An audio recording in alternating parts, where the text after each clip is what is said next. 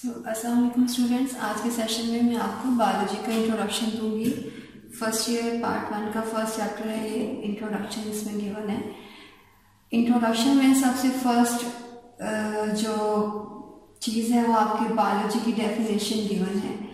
Biology की definition में name से ही आपको इसकी डेफिनेशन मिल जाएगी। Bio is for life and logi is from word logos. Logos means to study.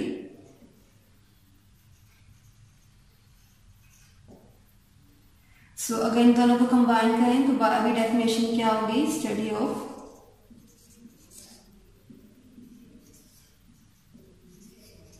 Life. So bio की स्टडी में हमने बोला कि हम लाइफ को स्टडी करते हैं। सो जब भी हम लाइफ की स्टडी करेंगे इट मीन्स कि हम लिविंग ऑर्गेनिजम्स की स्टडी करते हैं। तो जब भी हम लिविंग ऑर्गेनिजम्स की स्टडी कर रहे हैं तो हमारे माइंड में 3 तरह के नेम्स आते हैं। First is animal, second plants and third micro organisms.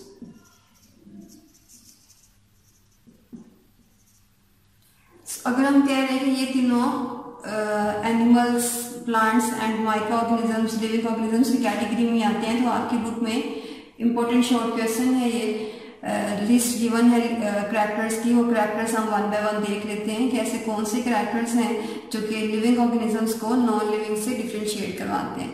So 1 bye 1 वो करैक्टर्स आपकी बुक के सीक्वेंस में आपको बता रही हूँ, आप अपनी बुक से लर्न कर सकते हैं इसे बाद में। सो फर्स्ट कैरेक्टर इज कि ये ऑर्गेनाइज्ड एंड कॉम्प्लेक्स एंटिटीज हैं। ऑर्गेनाइज्ड एंड कॉम्प्लेक्स मीन्स कि इनकी बॉडी के अंदर ऑर्गन्स को उनके फंक्शन, स्पेसिफिक फंक्शन असाइन किए हुए हैं। फॉर एग्जांपल अगर हम कह रहे हैं स्टमक फूड को डाइजेस्ट करता है तो ये फूड को डाइजेस्ट ही करेगा। अगर लंग्स हैं तो ये गैस को एक्सचेंज करवाते हैं।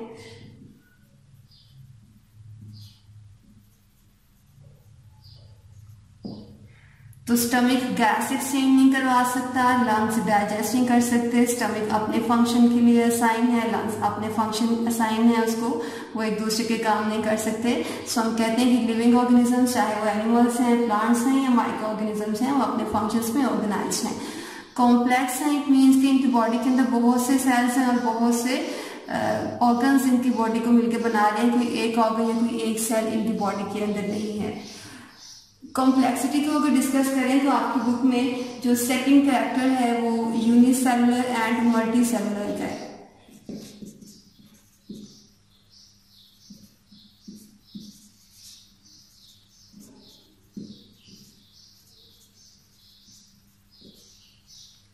अगर हम कह रहे हैं लिविंग ऑर्गेनिजम्स यूनिसेलुलर हो सकते हैं या मल्टी सेलुलर हो सकते हैं तो दोनों का मीनिंग क्या है? इनके नेम में इनका मीनिंग है uni is for 1 and multi is for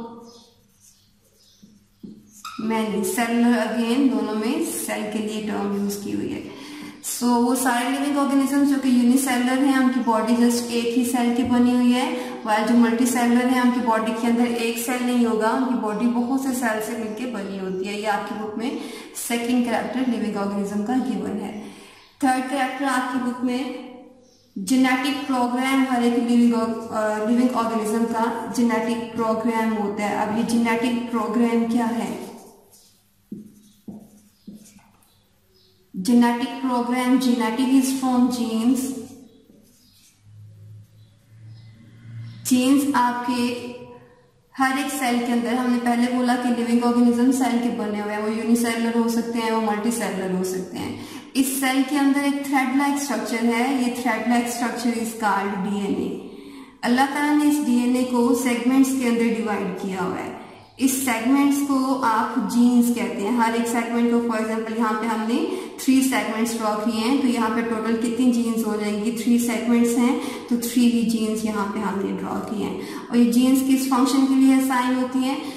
her एक जो सेगमेंट है या हर एक जो जीन है ये आपके एक पर्टिकुलर बॉडी के करैक्टर को कंट्रोल कर रही है।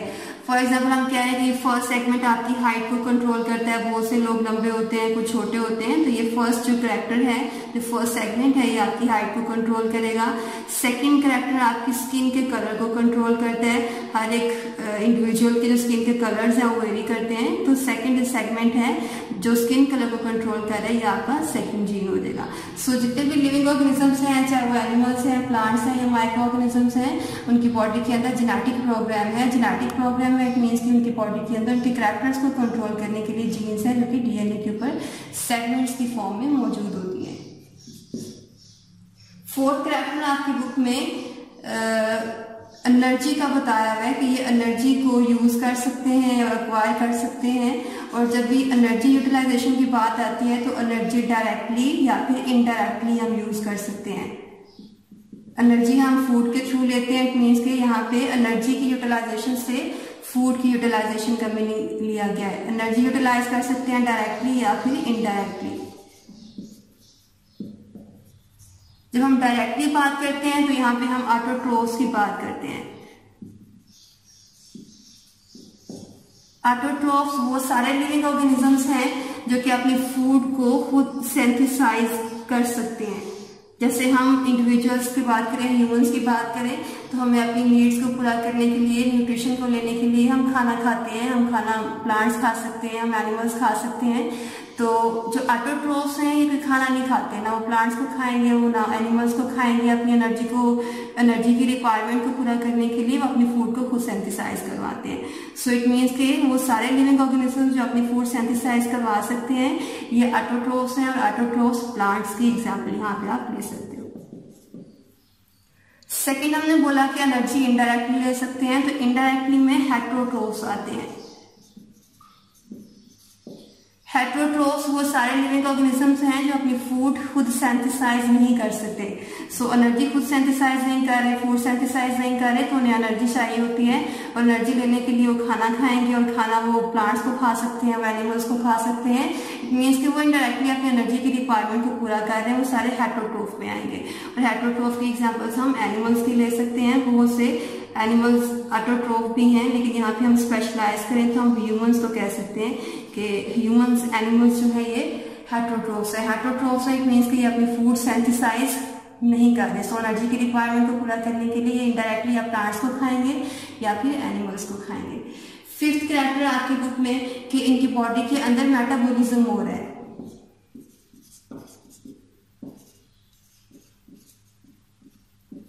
मेटाबॉलिज्म मीन्स कि इनकी बॉडी के अंदर बहुत से रिएक्शंस हो रहे हैं। अब ये रिएक्शंस को कोलेक्टिवली आपने मेटाबॉलिज्म कह दिया है। जितने भी रिएक्शंस किसी बॉडी के अंदर हो रहे हैं हमें कोलेक्टिवली आप कह रहे हैं कि ये मेटाबॉलिज्म है।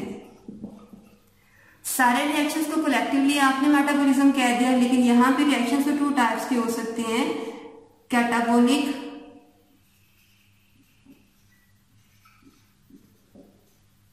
And anabolic. कैटाबॉलिक में कोई भी एक लार्ज साइज का मॉलिक्यूल स्मॉलर पीसेस में ब्रेक डाउन करवाया जाता है, वाइल एनाबॉलिक में कोई भी स्मॉलर साइज का मॉलिक्यूल कंबाइन करके एक लार्ज साइज का मॉलिक्यूल सिंथेसाइज करवाता है।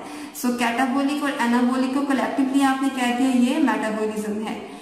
कैटाबॉलिक में ब्रेक डाउन हो रही है किसी बड़े साइज के मॉलिक्यूल की, और एनाबॉलिक में एक बड़े साइज का मॉलिक्यूल फॉर्म हो रहा है, सिंथेसिस हो रही है उसके अंदर, यहाँ पे ब्रेक डाउन हो रही है। सो चाहे वो ब्रेक डाउन है चाहे वो सिंथेसिस है, इन दोनों को कलेक्टिवली आपने कह देना कि ये मेटाबॉलिज्म है। सो जितने भी लिविंग ऑर्गेनिजम्स हैं, एनिमल्स, प्लांट्स और माइक्रो ऑर्गेनिजम्स, उनके अंदर मेटाबॉलिज्म हो रहा है। मेटाबॉलिज्म मीन्स के बहुत से मॉलिक्यूल्स फॉर्म भी हो रहे हैं और ब्रेक डाउन भी हो रहे हैं।